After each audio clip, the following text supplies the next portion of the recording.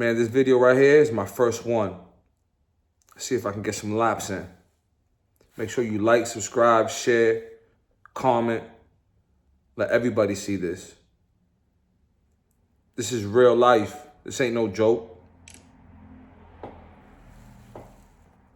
about to spin the yard, y'all. Get my laps in.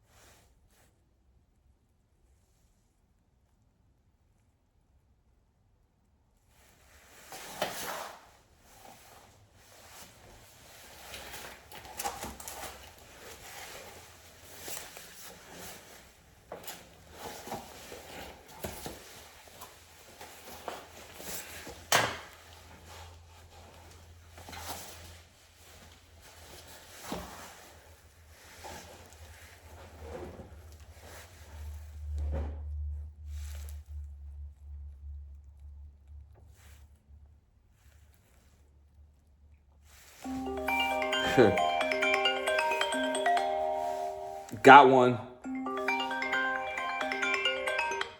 Hello, this is a free call from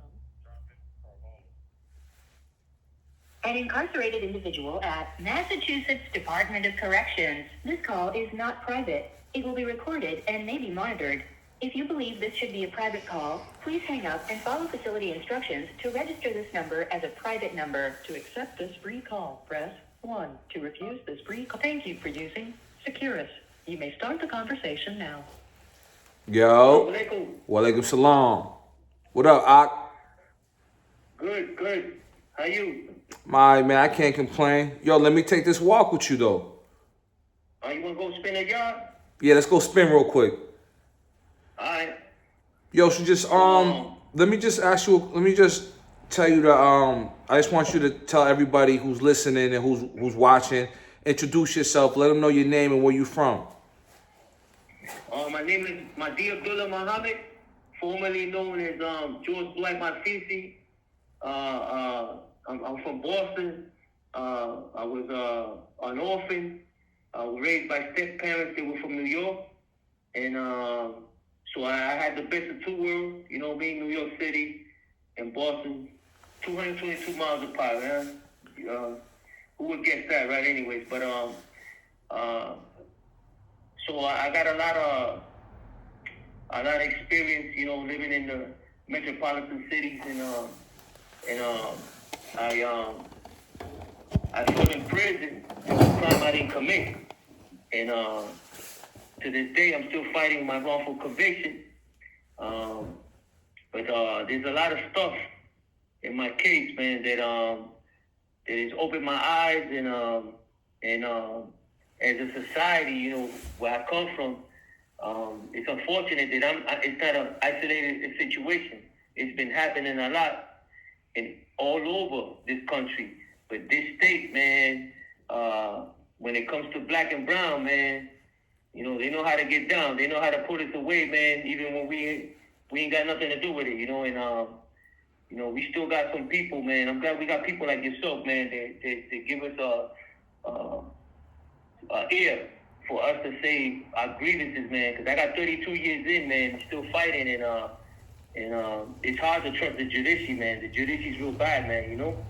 So, you know, the first thing that I'm gonna be able to tell you is that being in Boston College and having a network that really care, and when I gave them my spill, they connected me with the Boston College Innocent Program, which took my case in March of 2023, and it's in the process of screening it. But I also got the CPCS Innocent Program. But there's some different dynamics there, because some of these lawyers know the lawyers that caused this, you know what I mean? And sometimes they don't cross those lines.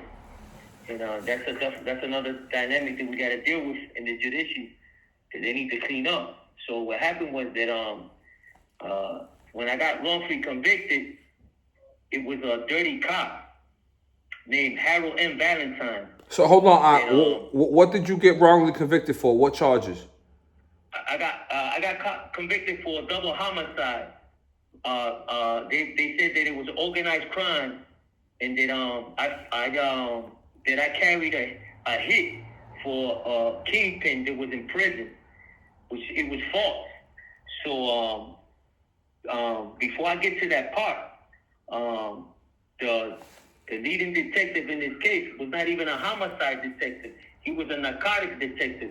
He was after this kingpin, and he tried to pin this murder on me and on the kingpin. But the kingpin actually ended up going to trial last, and he got acquitted for ordering those murders because he had a good lawyer, and his lawyer actually exposed a lot of the stuff that it was unbeknownst to us because we got convicted before him on those murders, But here's what I'm getting at.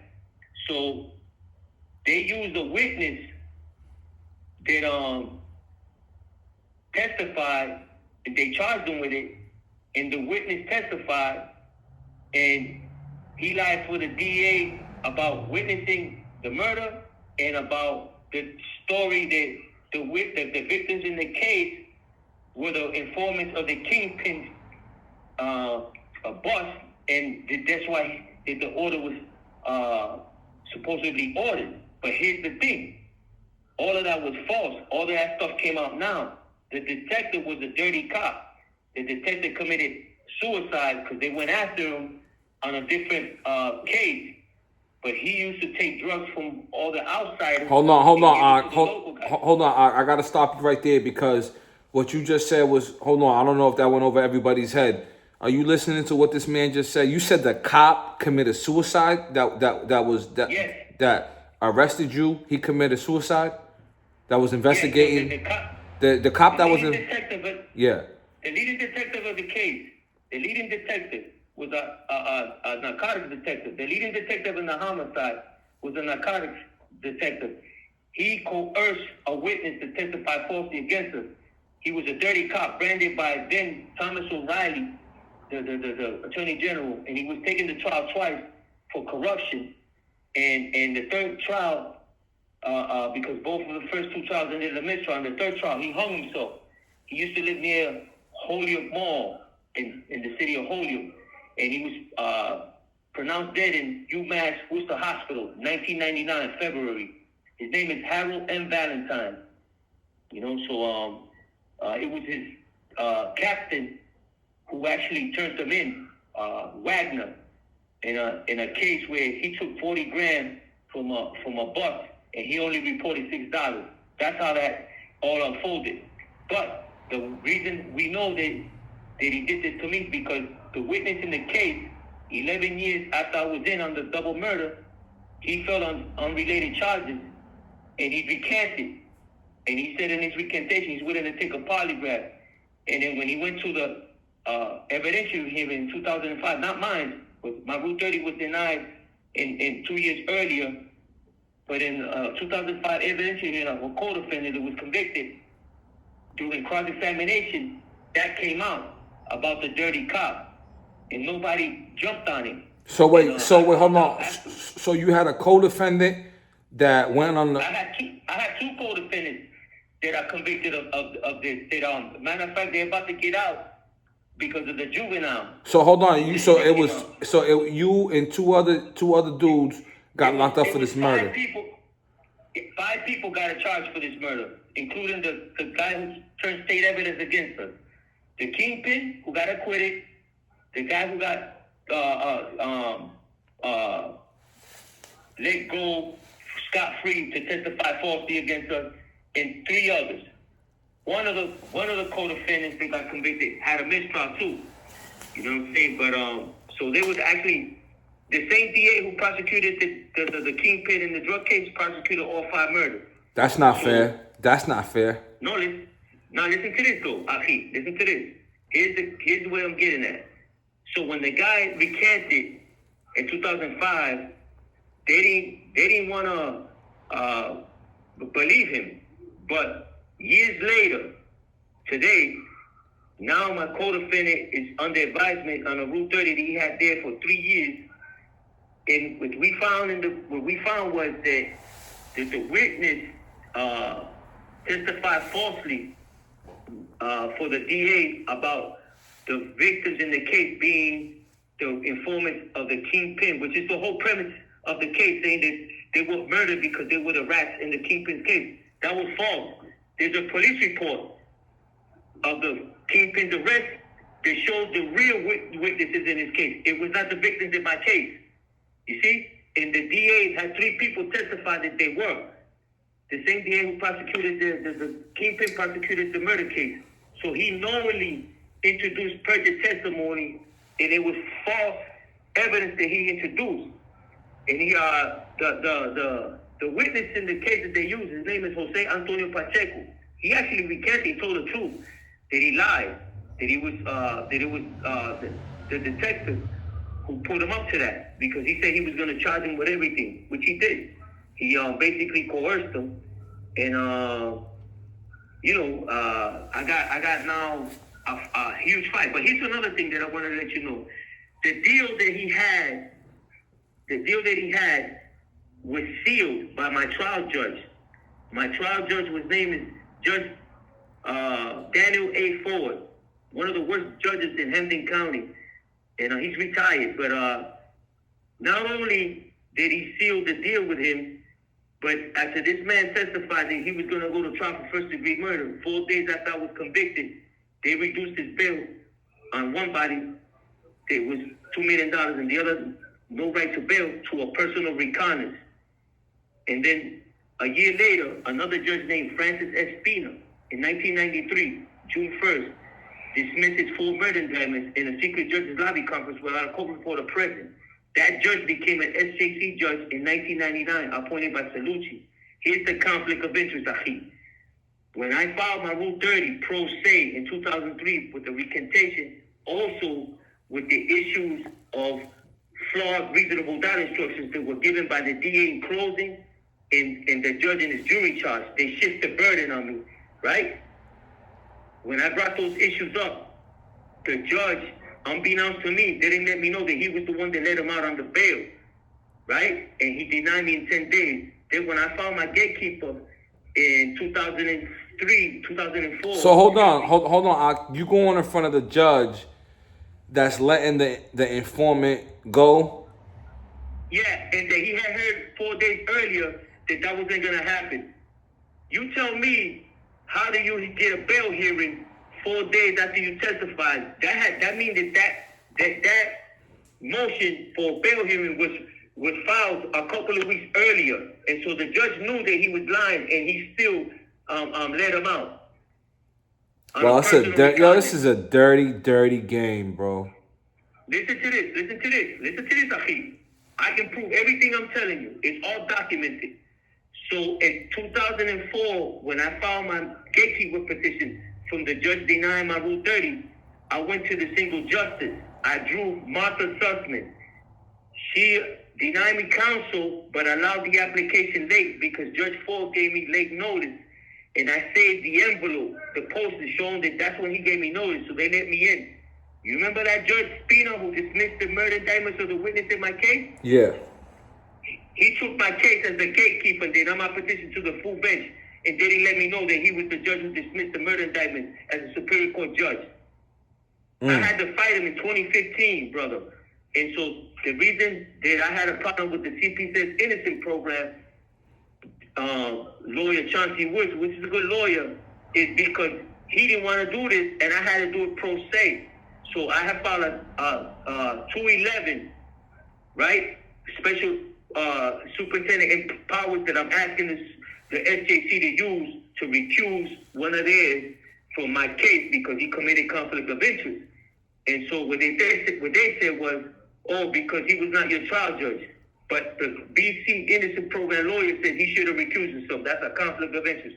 The politics came in. The reason he did that, Akeem, is because when you read my transcripts, the flawed reasonable doubt instructions that they gave, they lynched me. They shift the burden. They told the jury, basically, that even if they have reasonable doubt, that they can still find me guilty. And this is why I'm in prison.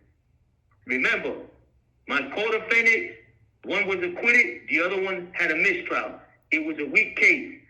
It was a case that they just patched together, and they just put whoever they wanted there to patch together. And it started with a dirty cop, but we have dirty judges, we have dirty prosecutors.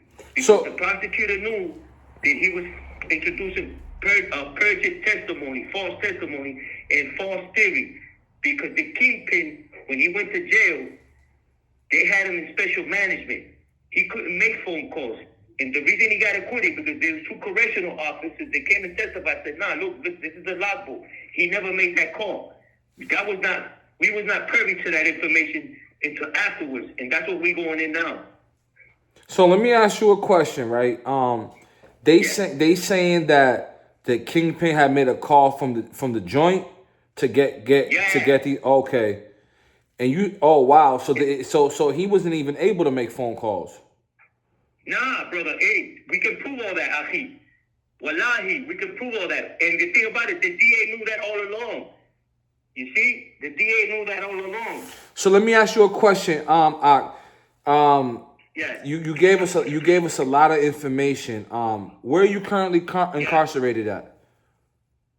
I'm in Shirley Medium. Okay, so you in Shirley Medium, and you got just so these people could know. So you got 32 years in the system. And counting unjustifiably, wrongfully. Yep. So where are you at now with the where are you at now? So my co-defendant's name is Raymond Rebellos. He filed a motion for new trial in February 26, 2021, and it just got heard December 18, 2023. And it went under advisement January 5th, 2024. And so, you know, if you need